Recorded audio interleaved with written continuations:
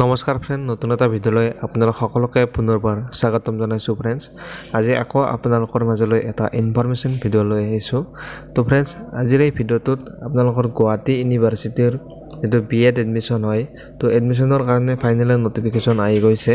তো ফ্ৰেণ্ডছ, বিভিন্ন ইউনিভাৰ্চিটিৰ আণ্ডাৰত যিহেতু BEd আপোনালোকৰ কোৰ্চটো কৰিব পাৰে, তো তাৰ কাৰণে আপোনালোকৰ যিটো গুৱাহাটী ইউনিভাৰ্চিটি আছে, তো গুৱাহাটী ইউনিভাৰ্চিটিৰ আণ্ডাৰত আপোনালোকৰ BEd আপোনালোকে কৰিব পাৰে। তো BEd এডমিশ্যনৰ কাৰণে নটিফিকেশ্যন ইতিমধ্যে আহি গৈছে। তো আপোনালোকৰ 12 তাৰিখৰ পৰা, এইটো মাহৰে 12 তাৰিখৰ পৰা আপোনালোকৰ ইয়াত এপ্লাই আৰম্ভ হ'ব। আৰু ইতিমধ্যে যিটো নটিফিকেশ্যন আহিছে, তো নটিফিকেশ্যনত তেওঁলোকে উল্লেখ কৰিছে যে আপোনালোকৰ যিটো ডেট হ'ব, লাষ্ট ডেট, এক্সামৰ ডেট হয়, এক্সামৰ ডেটটো হৈছে জুলাই মাহৰ 19 তাৰিখে আপোনালোকৰ এক্সামটো অনুষ্ঠিত হ'ব। তো আপোনালোকে যদি BEd কৰিব বিচাৰে, তো আপোনালোকে যিহেতু নিশ্চয় জানে যে, যিসকলে নাজানে তেওঁলোকক জনাই দিছোঁ যে আপোনালোকে যদি এজন চৰকাৰী শিক্ষক হ'ব বিচাৰে, তো আপোনালোকে চৰকাৰী শিক্ষক হ'বলৈ হ'লে আপোনালোকে যিহেতু DLED বা আপোনালোকৰ BEd আপোনালোকে কৰিব লাগে। যিকোনো দুটা আছে আপোনালোকৰ, BEd আৰু DLED। তো যিকোনো এটা কৰিলে আপোনালোকে এজন চৰকাৰী শিক্ষক হ'ব পাৰে। তো এতিয়া আপোনালোকৰ যিটো BEd এডমিশ্যন হয়, তো BEd এডমিশ্যনৰ কাৰণে আপোনালোকৰ যিটো কোৰ্চ নেম, সেইটো হৈছে বেচেলৰ অফ এডুকেশ্যন, চমুকৈ ইয়াক BLE কোৱা হয়। আৰু এই আপোনালোকৰ যিটো BEdটো, সেই কোৰ্চটো অনুষ্ঠিত গুৱাহাটী ইউনিভাৰ্চিটিৰ আণ্ডাৰত আপোনালোকে এইটো কৰিব পাৰিব।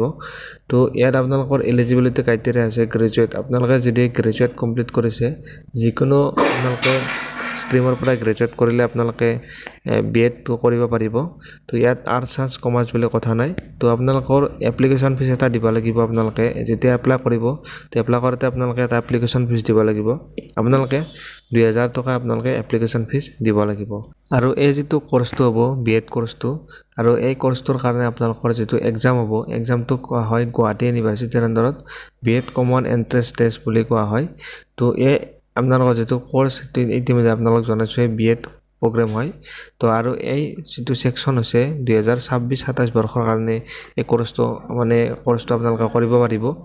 তাৰপিছত আপোনালোকৰ যিটো এক্সাম হ'ব, এক্সামটো আপোনালোকে কমন এণ্ট্ৰেন্স টেষ্ট, আপোনালোকৰ OMR বেছড টেষ্ট আপোনালোকৰ এক্সামটো অনুষ্ঠিত হ'ব, MCQ বেছড। আৰু এক্সামটো 19 জুলাই তাৰিখে আপোনালোকৰ অনুষ্ঠিত হ'ব। তাৰপিছত আপোনালোকৰ ইতিমধ্যে আপোনালোকৰ এডুকেশ্যন কোৱালিফিকেশ্যনটো আপোনালোক জনাইছোঁৱে।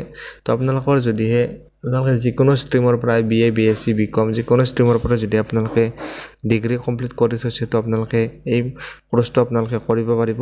আপোনালোকে যদি MA, MSc আপোনালোকে কৰি থৈছে, যিকোনো ইউনিভাৰ্চিটিৰ আণ্ডাৰৰ পৰা আপোনালোকে যদি কৰি থৈছে, তো আপোনালোকে লগতে 50% মাৰ্ক আপোনালোকৰ যদি আছে, লগতে আপোনালোকৰ যিসকল ST, SC, OBC, PWD candidate আছে, তেওঁলোকৰ 45% মাৰ্ক হ'লে হৈ যাব। আপোনালোকৰ যদি 45% মাৰ্ক আছে ST, SC, OBC, PWD কেণ্ডিডেটসকলৰ, তো আপোনালোকে এই কোৰ্চটো আপোনালোকে কৰিবৰ কাৰণে এলিজিবল হ'ব। তাৰপিছত ফ্ৰেণ্ডছ, আপোনালোকে এপ্লিকেশ্যন ফিজটো আপোনালোকে অনলাইন মাধ্যমেৰে আপোনালোকে দিব লাগিব। যিহেতু ইয়াত অনলাইন এপ্লিকেশ্যন হ'ব, তো আপোনালোকে পে'মেণ্টটো অনলাইনৰ জৰিয়তে আপোনালোকে দিব লাগিব। আৰু আপোনালোকৰ যিটো এপ্লাই কৰাৰ ডেট, লাষ্ট ডেট, সেইটো হৈছে আপোনালোকৰ 22 জুন তাৰিখলৈ আপোনালোকৰ এপ্লাইটো চলি থাকিব। তো আপোনালোকে 12 জুন তাৰিখৰ পৰা আপোনালোকে 22 জুনলৈ আপোনালোকৰ এপ্লাইটো আপোনালোকে কৰিব পাৰিব। তো ফ্ৰেণ্ডছ, আপোনালোকে যদি BEd কৰিব বিচাৰে, আপোনালোকে যদি এজন শিক্ষক হ'ব বিচাৰে, তো আপোনালোকে কোৰ্চটো কৰিব পাৰে।